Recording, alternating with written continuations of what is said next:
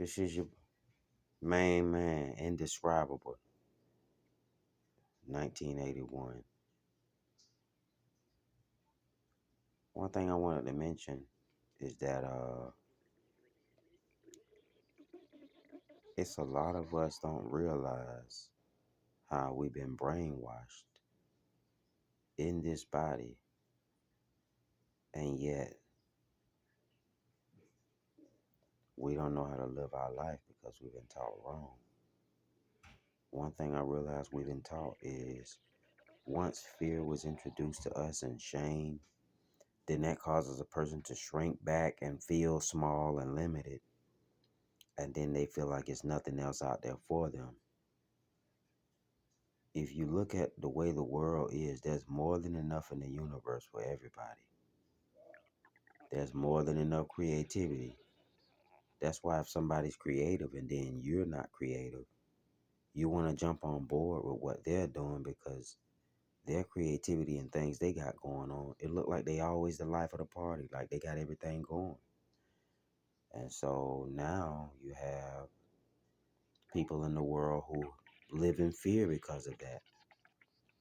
You know, you have people scared to spend money because they think they ain't gonna get no more back. You have people scared to leave a partner or their husband or their wife if it's not working because they're scared that they can't find nobody else.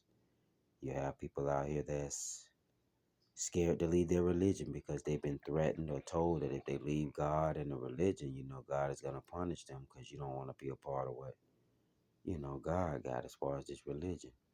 There's people out here who have friends that they can't let go of because they're so connected to their friends and they're so familiar they don't want to move on to anyone else new.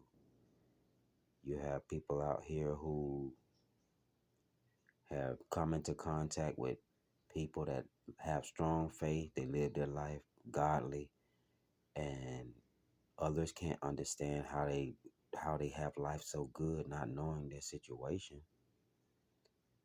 And you have people don't want to let go of you because they know that you're connected to God. And if you're the next best thing connected to God or the creator, they want to be next to you, all up under you, in your space, at least behind the scenes, peeping and spying where they're in arm's reach or a few feet of you. And it's like, when I look at these situations out here, everybody has a fear of letting go of something because they're afraid they can't get any more. If I'm drinking water out the ocean and someone asks me, can I have a drink? I'm going to tell everybody, man, y'all come on and drink. Because ain't nobody I know on this earth can drink up all that water in that ocean. Even if it was fresh and wasn't salt water. That's a lot of water. So if you know that the ocean ain't going to run out of water, and then the sand in the ocean, can you count every little small grain of sand in the ocean? Trillions upon all, man, the numbers, there ain't even no number. It's can't be numbered. It's immeasurable. So when you can think and feel that way, you know that there's always a situation where if something is taken from you, there's something else that can replace it from the realm of all possibilities. Other than that, people with small minds, they can't see past what's in front of them or feel past what's in front of them. And then they live forever being greedy and stingy and holding on to things, can't let this go or that go. Why? Because they're afraid that there's nothing else new that can happen from spirit world where all possibilities occur. There's no such thing as uniqueness or creativity. How come everybody else is creative and I'm not? Not meaning that those who don't think that they're creative, they don't have nothing to do, they're not creative. They just hadn't sat still for the creativity to actually come forth and present itself through patience and waiting and observing and seeing what's really needed, what they really resonate with. So this is just a little short video. You know, I'm speaking on the thing that there's people that have a lot of fear, who are afraid to let go of things that's not serving them because they are comfortable with the things that's not serving them. And they're afraid because they think that all possibilities and anything new in the future won't ever happen because of the way they think. But when you always show a person that there's always more, there's always something better, there's always something more evolved, new and improved, then you're putting your trust in the process of life where new things present itself. New things present itself. Even look at Earth and nature. There's some things that happen on Earth with certain animals and insects where, one day you may look up and you may see a weird insect coming to fly to you, or a butterfly you never seen before, or a bird with striking colors you never seen before. These are manifestations of the creativity of life on Earth that's ever so beautiful, because I never seen a black, white, and purple bird until one day I was relaxing at a park and I saw a little tiny bird. Do you know the little tiny birds that make the noises? I saw one of those, purple, black, and brown one day. Purple, black, brown, and white. Beautiful. Never seen.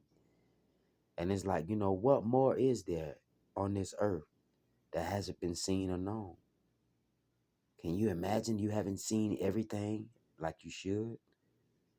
Because the greatness of creation that expands once we come and see life on the planet and co-create and come here as vessels to animate this realm, it's more than enough. It can't be numbered. It can't be described. That's why life is so beautiful and yet so mysterious and unpredictable. And it prepares the ground for itself. We just participants here. You know what I mean?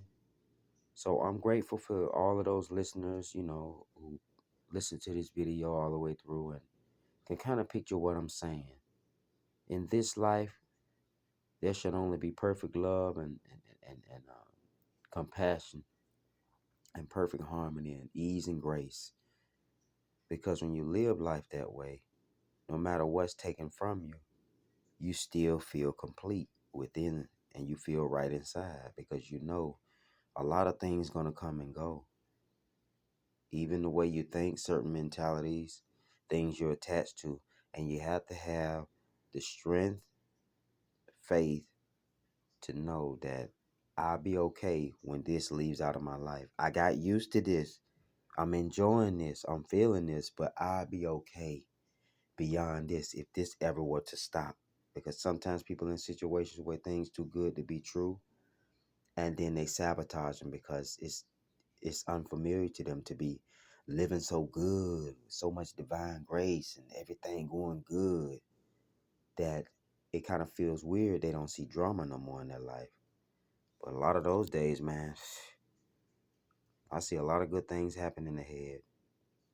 And if many of you feel the same way I do, I don't care what losses you take, what tests or lessons you have to go through, if there are more that you have to go through to continue to evolve, because this earth changing whether we want to or not.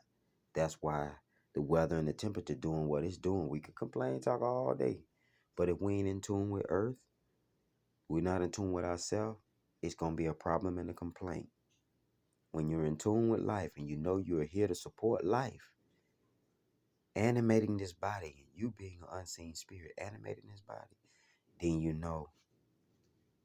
your faith and trust should be beyond taking losses. When your faith and trust and your ego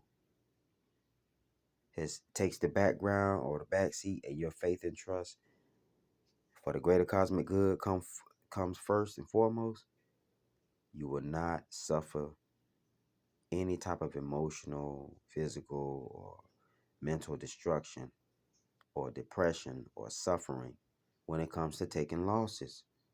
But there'll always be that peace and that grace there within your soul and your heart, mind, and spirit, where there's something even better than this coming, because all possibilities is everything. Don't stay stuck. Stop living in fear. All possibilities can bring about anything from out of nothing. This I know.